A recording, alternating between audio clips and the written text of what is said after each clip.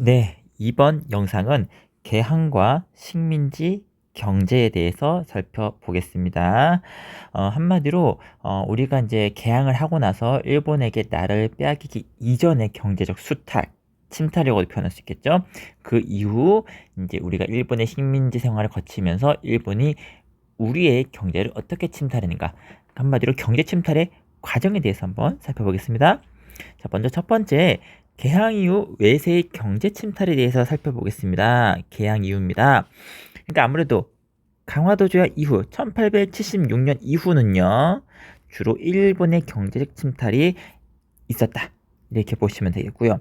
하지만 1880년대부터 1894년 청일전쟁 이전까지는, 이때는 청나라가 조선에 미치는 영향력이 강했습니다. 그러다 보니 조선 시장에서 청나라 상인과 일본 상인 간의 치열한 경쟁이 있었겠죠. 한편 일본 상인은요, 막대한 쌀을 조선한테 수입을 해갑니다. 왜냐면은 일본은 그 나라의 영토 그리고 인구수에 비해서 쌀이 그렇게 많이 나는 편은 아닙니다. 그래서 항상 조선에서 쌀을 많이 사갔거든요. 그런데 문제는 조선도 그렇게 쌀이 넉넉한 편은 아니었다는 것입니다. 자, 그래서 조선 내 쌀값이 폭등해서 이러다 보니 정작 조선 백성들이 쌀을 못 먹게 되는 것이죠.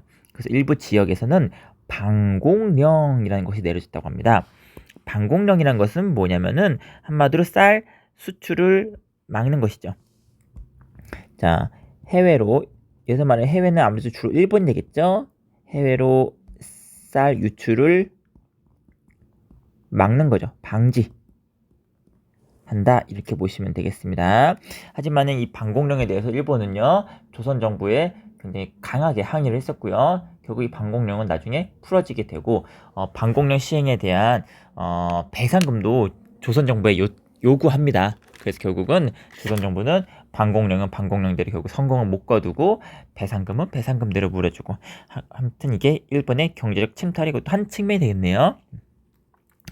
자, 그 다음에 청일전쟁 이후입니다. 1894년 청일전쟁 이후, 이때는 일본이 승리하면서 사실상 청나라는 아웃된다고 보시면 되겠죠. 그래서 일본 상인이 조선시장에서 우위를 점하게 되고요. 하지만 아관파천 이후, 1890년 아관파천 이후에는 일본만이 조선시장을 독점하는 것이 아니고 러시아를 비롯한 서양 열강들이 또 조선의 각종 이권을 빼앗게 됩니다. 자, 이권이란 것은 조선의 이득이 되는 권리인데, 아관파천은 당연히 러시아가 고종을 보호하는 거잖아요, 어찌 보면. 그러니까 고종을 빌미로 러시아는 많은 이권을 빼앗았고, 자, 그러다 보니 다른 서양 열강들이 왜 러시아만 잘해주냐, 우리한테도 이권을 달라, 그러면서 정말 여러 나라들에게 조선은요, 각종 이권을 빼앗깁니다. 그리고 이 시기 때 바로 독립협회가 만들어지게 되는 시대적 상황이기도 한 거죠. 이렇게 해서 개항 이후 외세의 경제 침탈을 살펴봤습니다. 자, 그 다음에 경제적 구국 운동의 전개로 보겠습니다. 자, 구국이란 건 뭐냐면은 나라를 구한다는 뜻입니다. 나라를 구하다. 한마디로 경제적 침탈이, 외국의 경제 침탈이 강하기 때문에 그것에서부터 우리가 나라를 지키겠다는 우리 민족의 적극적인 운동이라고 볼 수 있겠죠. 자, 배경 보겠습니다. 을사늑약이 체결된 이후 일본의 경제 침탈이 본격화됩니다. 자, 그러면서 우리 민족은요, 경제적인 자립을 이루려는 움직임을 보이죠. 그리고 경제적 구국 운동의 대표적인 것이 바로 국채 보상 운동입니다. 국채 보상이라는 건 뭐냐면은, 국채라는 건 나라 빚입니다. 국채는 일종의 나라 빚이라고 보면 될 것 같아요. 그럼 우리 나라 빚을 주로 누구한테 빚졌냐면요, 주로 일본한테 빚졌죠. 주로 일본한테 진 빚이죠.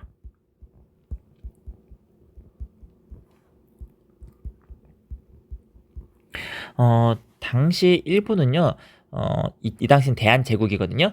대한제국 정부한테 국채, 그러니까 그 빚을 계속 지도로 요구합니다. 국채를 계속 요구하고, 결국은 대한제국 정부는 일본한테 국채를 많이 지게 되는 것이죠. 그걸 빌미로 일본은요, 대한제국에 있어서 경제적으로 많은 간섭을 합니다. 따라서 국민들이 보기에는 일본한테 진 빚을 빨리 갚아서 우리 대한제국이 경제적으로 자립을 이루어야 된다라는 것이겠죠. 그래서 국민의 성금으로 일본에게 진 빚을 갚자라는 것인데요. 이어서 잠깐 오른쪽 자료로 보겠습니다. 이렇게 돼 있어요. 국채 1,300만 원. 당시 대한제국이 일본한테 진 빚이 1,300만 원인데, 그런데 봐요. 우리 민족 사람들이 2천만 민중이죠. 2천만 민중이 3개월 동안 담배를 끊고 그 대금으로 1인당 매달 20전씩 징수하면 1,300만 원이 될 수 있다는 것이죠. 그렇죠. 그러면 이렇게 하면 진짜 갚을 수 있을 것 같아요. 그러니까 실제로 이런 운동이 전개되면서 수많은 우리나라 사람들이 이 국채보상 운동에 지원을 했다는 뜻이죠. 자, 대구에서 시작된 이후 이 운동은요, 언론기관의 지원 아래 전국적으로 확산됩니다. 자, 일본 입장에서는 이게 진짜로 갚으면 골치 아파요. 그러니까 일본 통감부의 방해와 탄압으로 결국 중단되죠. 자, 통감부란 단어가 나옵니다. 통감부는 뭐냐면은 당시 대한제국에 있는 바로 이제 일본의 간섭기구, 이렇게 보면 될 것 같아요. 일본이 대한제국의 내정에 간섭을 하기 위해서 만든 기구입니다. 대한제국 안에 있는 거예요. 이 통감부의 방해와 탄압으로 국채보상운동은 중단되게 됩니다. 이래서 경제적 구구운동이 안타깝게 잘 안 되겠죠. 그리고 결국 우리는 나라를 빼앗깁니다. 자, 그럼 이제부터는 우리는 일제강점기죠. 바로 일제강점기 때 일본이 우리 한반도의 경제를 어떠한 식으로 수탈해 갔는가, 그거를 살펴보겠습니다. 일제강점기는요 10년 단위로 끊어서 보면 되겠습니다. 그래서 1910년대, 1920년대, 그리고 1930년대 이후 이렇게 나눠보면 되겠고요. 자, 1910년대 한번 보겠습니다. 일단 1910년대에 시행되어 있던 일제의 식민지 경제정책, 그 첫 번째 토지조사 사업입니다. 자, 토지조사 사업, 말 그대로 토지를 조사한다는 뜻인데요. 자, 표면적인 목적은 이렇습니다. 한반도 내의 토지를 조사함으로써 근대적 토지 소유제들을 확립하겠고 세금을 공평하게 거둘 수 있도록 하겠다라는 것은 표면적인 이유지만 실질적인 목적이 중요한 거죠. 식민 통치에 필요한 재정을 확보하는 것이죠. 쉽게 말해서 한국인들의 땅을 빼앗겠다는 것이죠. 한국인들의 땅을 빼앗겠다는 뜻이고요. 자, 그럼 토지조사 사업의 방법을 한번 살펴보겠습니다. 토지조사 사업의 방법. 자, 땅을 가진 소유자는요, 정해진 기간 내에 총독부에 직접 신고해야 됩니다. 총독부에 직접 신고해야 돼요. 만약에 선생님이 땅 주인이다 한다면은 정해진 기간 내에 총독부에 가서 신고를 해야 된다고요. 그런데 이게 문제가 있습니다. 전반적으로 총독부에서 토지조사 사업에 대한 홍보가 많이 부족했고요. 그리고 신고 기간도 짧았고요. 신고 절차도 복잡했고, 그 다음에 이제 개인 소유주가 아닌 옛날 조선의 소유지 또는 대한제국 정부의 소유지 또는 이제 여러 명의로 되어 있는 공유지 같은 그런 것들이 많았는데, 그럴 때는 누가 신고를 해야 될지 애매한 거죠. 그런 국공유지가 많았기 때문에 실제로 신고 안 된 토지가 많았다는 것이고요. 자, 결과 보겠습니다. 신고 안 한 토지는요, 어디로 넘어가냐? 조선 총독부의 소유로 넘어갑니다. 자, 그래서 실제로 이때 많은 땅이 일본 총독부로 넘어갑니다. 이렇게 해서 한국인들의 땅은 빼앗기고요. 또 이거는 또 한 가지 알아두셔야 되는데, 이 토지 조사 사업에서 일제는요, 일본 제국은 지주의 소유권만 인정을 하고요. 농민의 경작권은 인정하지 않았다라고 되어 있습니다. 이게 무슨 말이냐면은 우리나라는 전통적으로 땅에 대한 그 소유 개념이 두 가지가 있습니다. 여기 땅이라고 칠게요. 그럼 실제 이 땅의 주인이 있겠죠. 땅의 주인, 소유자가 있겠습니다. 소유자가 있고요. 실제 땅 주인은 소유권자고요. 근데 꼭 땅 주인이 직접 자기가 농사 짓지 않는 경우도 있잖아요. 그쵸? 땅 주인이 있지만 또 실제로 농사 짓는 사람은 따로 있을 수도 있죠. 그 사람은 뭐냐? 경작권자라고 합니다. 실제 농사 짓는 사람한테는 또 경작권이라는 게 있어요.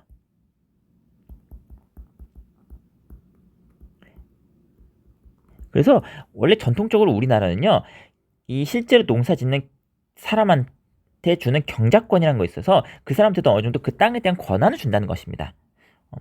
자, 그런데 일본은요, 자, 실제 땅을 소유하는 소유한 지주한테만 소유권을 인정하는 거고요. 그동안 그 땅에서 농사를 실제적으로 지었던 농민의 경작권을 인정하지 않게 되었다는 뜻입니다. 그래서 이런 것도 알아두셨으면 좋겠고요. 자, 계속해서 1910년대입니다. 자, 이제 회사령이라는 정책을 살펴보겠습니다. 회사령이란 건 뭐냐면은 한국에서 회사를 세우려면은 조선총독부의 허가가 필요합니다. 허가라는 건 뭐냐면 허락을 받아야 된다는 뜻이겠죠. 자, 그렇다면은 만약에 우리나라 사람이 회사를 만들려고 한다면 조선총독부에서는 허가를 잘 내줄까요? 허가를 잘 내주지 않겠죠. 그래서 목적은요, 한국인의 회사 설립을 억제하는 데 그 목적이 있다라고 보시면 되겠습니다. 이게 바로 회사령입니다. 자, 여기까지 해서 1910년대 일제의 식민지 경제 정책을 살펴봤고요. 이제 1920년대로 가겠습니다. 자, 1920년대는 일단 첫 번째 산미 증식 계획이라는 것이 있습니다. 산미라는 건 뭐냐면요, 산은 생산이고요, 생산량. 미는 쌀입니다. 그럼 쉽게 말해 뭐예요? 쌀 생산량을 증식, 늘린다는 뜻이겠죠. 쌀 생산량을 늘리는 계획입니다. 그래서 목적 써 있죠. 한반도의 쌀 생산량을 늘려서 바로 일본에 공급하는 겁니다. 한반도의 쌀 생산량을 늘려서 우리나라 사람들을 먹이는 게 아니고 일본으로 보내겠다는 뜻입니다. 자, 어쨌든 한반도의 쌀 생산량은 늘려야 됩니다. 그래서 관계 시설 같은 거를 늘리죠. 관계 시설이란 건 뭐냐면은 일종의 뭐 저수지처럼 물을 공급할 수 있는 시설들, 그렇게 보시면 되겠습니다. 그리고 종자를 개량해서 척박한 땅에서도 잘 자랄 수 있는 씨를 만들겠다는 뜻이고요. 그리고 농지를 개간한다. 그러니까 농지를 많이 만들어서, 자, 이런 식의 내용을 통해서 결과 실제로 한반도의 쌀 생산량은 증가합니다. 그러나 뺏어가는 양이 더 많다는 거. 요게 핵심이죠. 뺏어가는 양이 더 많다. 이렇게 보면 되겠습니다. 실제 그래프를 한번 볼게요. 이 그래프 한번 보세요. 그래프 보시면은, 자, 노란색이 일본으로 쌀을 보내는 양입니다. 일본에 쌀을 보내는 양이에요. 자, 보내는 양이 어떻습니까? 점점점 늘어나죠. 네. 자, 이렇게 보면은 되겠습니다. 그래서 결과적으로 뭐냐? 한국인의 1인당 쌀 소비량은 감소합니다. 거기에 더해서 우리 농민들은요, 또 비용 부담을 또 해야 됩니다. 뭐 예를 들어서 수리조합비라고 해서, 자, 너네 지역에 예를 들어서 관계시설 같은 거 늘려주겠다, 종자 개량하겠다, 농지 개간할 테니까 너희들도 일정 부분 비용을 내, 이러는 거죠. 이게 일종의 수리조합비라고 보시면 되겠습니다. 결과적으로 우리나라 사람들은 더 먹고 살기 힘들어졌다. 이게 산미 증식 계획입니다. 자, 다음 회사령 철폐에 대해서 살펴보겠습니다. 회사령 철폐입니다. 1910년대에 회사령을 만들었어요. 회사령의 목적은 뭐였죠? 우리 민족의 기업을 못 만들게 하기 위해서 회사를 설립하려면은 총독부의 허가가 필요하다는 거였죠. 근데 그걸 없애버린다는 겁니다. 1920년 들어서면요. 그러면 이제 뭐예요? 한국에서 회사를 세우려면 조선 총독부에 신고만 해도 돼요. 허가가 필요가 없어요. 허가가 이제 필요가 없다는 뜻이죠. 자, 왜 그러면 이제 와서 1920년대 들어서 총독부는요, 회사령을 철폐했느냐? 그거는 일본 기업의 한반도 침투를 용이하게 하기 위함입니다. 이제 이때쯤 되면은 일본 대기업들이 한반도로 많이 진출하고 싶어집니다. 그러려면은 아무래도 총독부의 허가가 필요하다? 그러려면 어쨌든 그 허가 절차라는 게 필요해요. 근데 그게 번거로우니까 신고제로 바꾸겠다는 뜻이죠. 그렇게 되면은 일본 대기업 같은 것이 진출한다면, 우리 민족의 기업이 설령 만들어진다 하더라도 일본 대기업은 이길 수 없을 거야라는 자신감이 있는 거죠. 그래서 회사령이 철폐가 되는 거고요. 자, 그리고 관세 철폐도 이루어집니다. 관세라는 건 뭐냐면은 무역을 할 때 그 상대방 국가의 국경을 넘어섰을 때 매겨지는 일종의 세금인데요. 한마디로 일본에서 한반도로 물건이 넘어갈 때 그때 관세라는 것이 이제 적용이 되면은 일본의 물품 값이 올라가겠죠. 세금이 더해지니까. 근데 그 관세를 없애버린다면은 결국 일본의 상품 가격이 떨어지게 되겠죠. 그러면은 뭐야? 한국인의 일본 상품 소비를 늘리기 위한 거죠. 일본 상품의 가격을 떨어뜨림으로써. 자, 그래서 결과 보겠습니다. 일본 상품의 소비 시작으로 전락한다. 한반도죠. 주어는 한반도죠. 한반도는 일본 상품의 소비 시장으로 전락된다. 이렇게 보시면 되겠습니다. 자, 여기까지가 1920년대 일본의 식민지 경제 정책이었습니다. 자, 이제 1930년대 이후 일제의 식민지 경제 정책에 대해서 살펴보겠습니다. 1930년대 상황을 좀 볼 필요가 있습니다. 전 세계적으로 경제 대공황이 일어나서 전 세계 경제가 다 안 좋습니다. 자, 특히 일본도 마찬가지인데요. 자, 일본은 이 경제 대공황을 어떻게 타개할 것이냐? 만주를 침략하고 더 나아가서 중국을 침략하고 더 나아가서 아시아를 침략함으로써 식민지를 늘리겠다. 그렇게 해서 대공황을 극복하겠다라는 선택을 하게 되는 것이죠. 그러면서 1930년대에는 본격적인 침략 전쟁이 이루어집니다. 자, 그러면 전쟁을 수행해야 되기 때문에 자, 일본은요. 한반도를 병참 기지화 정책을 한다. 병참 기지화로 삼는다. 이렇게 보시면 되겠습니다. 병참 기지화 정책 또는 병참 기지화 이렇게 보면 되겠습니다. 자, 그래서요. 한반도 내에 군수 산업을 많이 키우고요. 그리고 금속 공장, 화학 공장들도 많이 늘립니다. 이거는 우리 한반도, 우리 민족의 산업을 발전시킨다는 목적이 아니에요. 전쟁을 수행하기 위해서 우리나라 땅, 그리고 우리나라 자원, 그렇죠? 그거를 이용하겠다는 뜻이죠.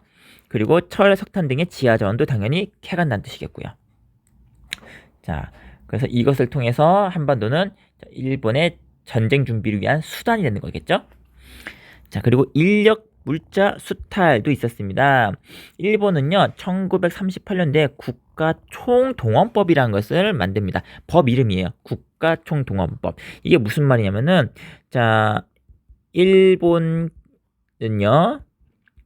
국가 비상사태일 때, 국가 비상사태 시, 자, 국가 내 모든 것을 동원할 수 있다. 이런 겁니다. 국가 비상사태라는 것은 대표적으로 전쟁이 되겠죠. 자, 전쟁을 하는 데 있어서 자, 필요한 것은 모든 것을 다 동원할 수 있다라는 법을 만들어요. 이게 법을 만든 다음에 세부적인 제도가 하나씩 나옵니다. 자, 일단 첫 번째 지원병제가 나옵니다. 나 군대 가고 싶어요. 지원을 하고 싶으면 얼마든지 군대 갈 수 있다는 뜻이겠죠. 지원병제.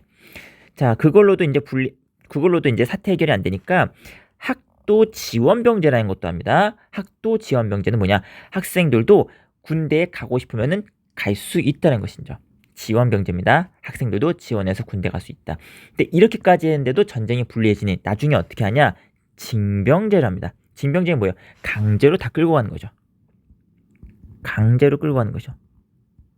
강제로 차출이죠. 자, 이렇게 보면 되겠습니다. 자, 이렇게 해서 수많은 우리나라 남성들을요 군인으로 끌고 갔겠죠. 그래서 이거는 이제 소위 말해서 다 군인으로 끌고 간 거죠. 군인으로 차출, 징병이죠. 군인으로 징병이 된 거고요. 자, 그 다음에 국민징용령이라는 것도 있습니다. 자, 징병과 징용은 의미가 달라요. 징병은 군인으로서 군인을 확보하기 위해서 데려가는 것이고요. 징용은요 노동력을 확보하는 겁니다. 이건 노동자예요. 노동자. 이건 노동력 확보라고 보시면 되겠습니다. 국민징용령, 노동력을 확보한다. 자, 그리고 여자 정신 근로령이라고 해서 여성들도 한마디로 노동력으로 활용을 하려는 것이겠죠. 여자 정신 근로령이라는 것도 만들고 그리고 여성들에게 자, 일자리를 주겠다 이런 식으로 거짓으로 홍보를 한 다음에 실제로는 일본군의 성노예로 삼는 일본군 위안부도 일본은 시행했다. 이렇게 보시면 되겠습니다. 일본군 위안부는 뭐죠? 다시 한번 얘기합니다. 우리나라 여성들을 성노예로 삼았다. 이렇게 보시면 되겠습니다. 자, 그 외에도 쌀과 잡곡 등을 뺏어갔어요. 일반 가정집에 있는 쌀, 잡곡 뺏어갑니다. 그리고 식량 이제 배급제로 바꿉니다. 배급제로 바꾸는 거예요. 한마디로 일반 이제 우리나라 국민들이 마치 우리 급식을 하듯이 시간 되면은 그 배급 장소를 다 와서 하나씩 식판을 이제 받아가는 이런 느낌이라고 보시면 되겠죠. 그리고 놋그릇, 숟가락 등을 강태를 갑니다. 자, 왜냐면은 놋그릇, 숟가락은요 동으로 만들어졌기 때문에 이거 총알로 쓰는 거죠. 총알로 만들기 위해서. 그래서 일반 가정집에 놋그릇 같은 것도 다 뺏어간다. 네, 이런 식으로 인력 물자 수탈을 이어가게 되었습니다. 이게 1930년대 이후 일본의 식민지 경제 정책이었습니다. 자, 이렇게 해서 69쪽까지 다 나갔고요. 여기까지가 시험 범위가 되겠습니다. 자, 여러분들 고생하셨습니다.